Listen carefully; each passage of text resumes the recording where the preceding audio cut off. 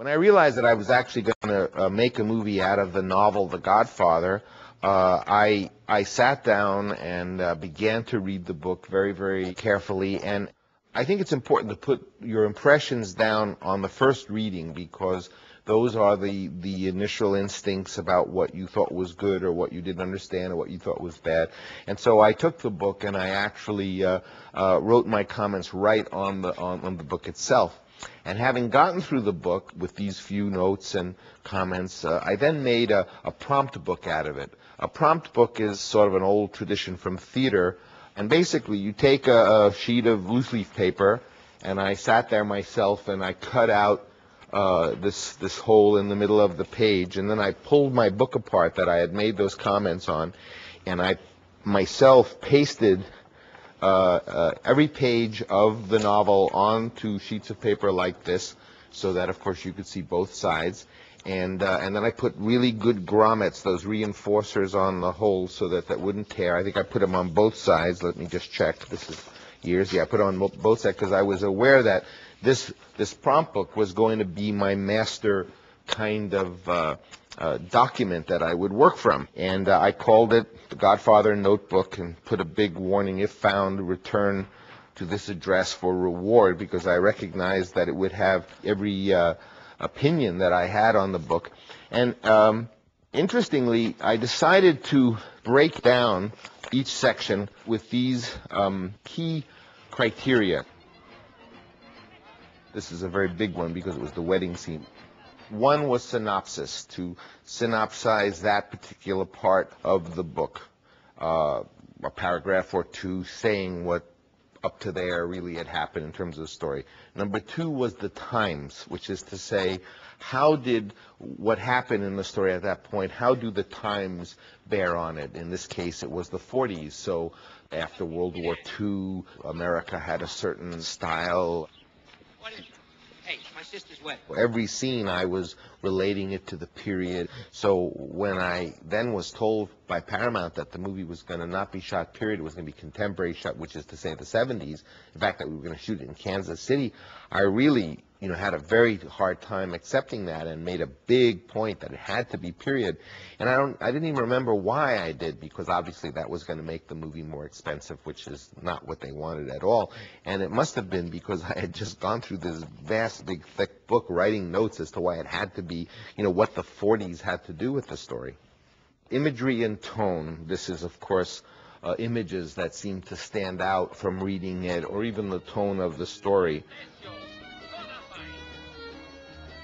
Number 4, it says the core, and this is something I think I borrowed from Elia Kazan in his notes from the way he broke down the play Streetcar Named Desire. It's published in a book on directing. But for 5, I put pitfalls, which was to say, how can I screw this up? What are dangers, things that you want to avoid, or dangers that you very easily could find yourself in?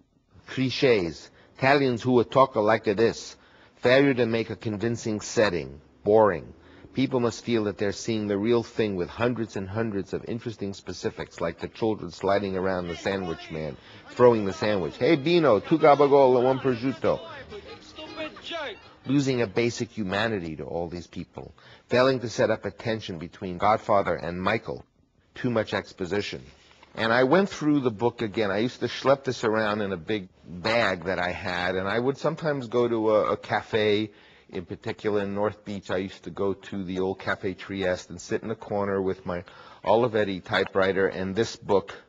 And as I would go through the book for each division, and really I made up the divisions. I broke them down. I noticed here scene 1, scene 2, scene 3, but they didn't exactly follow the chapters. It's sort of what I felt was scene 1 and where it ended. What was interesting is that by doing that, after I had gotten through the whole book, I was able not only to have those first few notes that I had written in the book, but I had the big wide margins that the prompt book pages gave me, so I could in great detail chart what I thought was happening. This document was a kind of multi-layered roadmap for me to direct the film. And I remember when I did direct the film, although there was a script, obviously, I tended to take this around and work on The Godfather, again, I had that kind of canvas bag where I could carry this, and I was more interested in really working from this because on one level it had the actual book rather than a screenplay, which would have left so much out, and so I was able to review not only Mario Puzo's original text, but all my first notation as to what little signs as to what was important to me or what I felt was really going on in the book.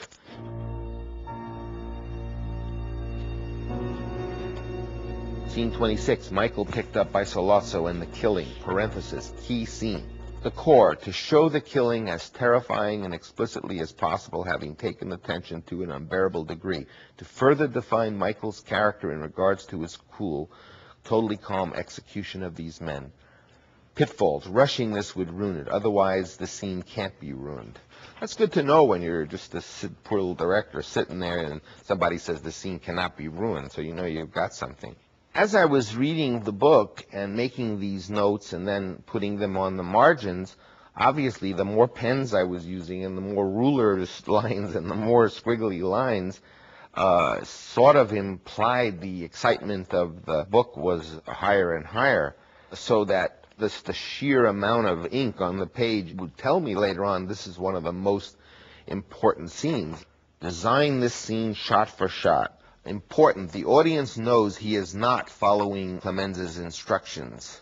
Clemenza had told him specifically exactly what to do, and if you see that he wasn't doing it, it would be suspenseful.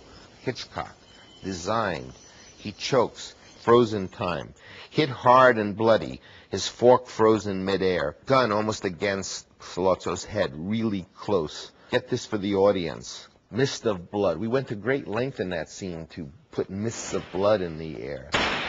McCluskey's fork frozen midair as he watches Sollozzo's brains fly through the air, his own choking when shot in the throat.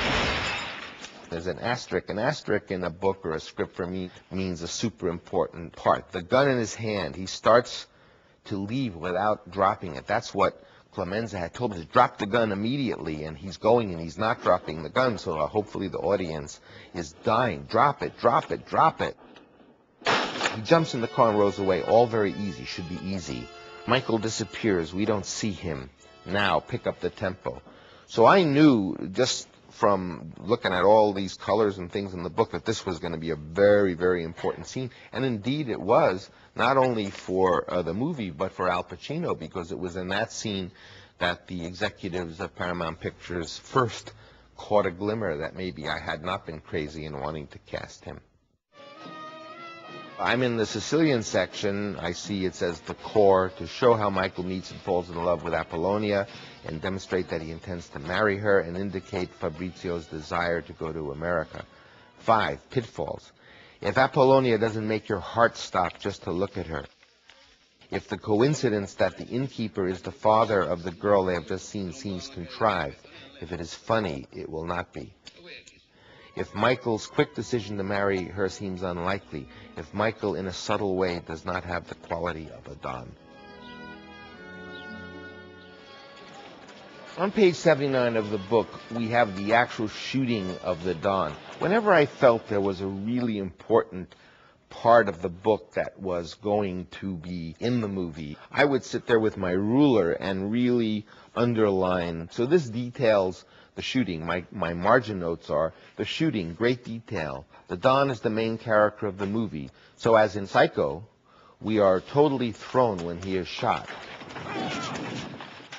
How would Hitchcock design this? Hitchcock was such a master about manipulating information for the audience, usually telling you things so that you were equipped to enjoy what you were seeing, rather than withholding information. He would give you information.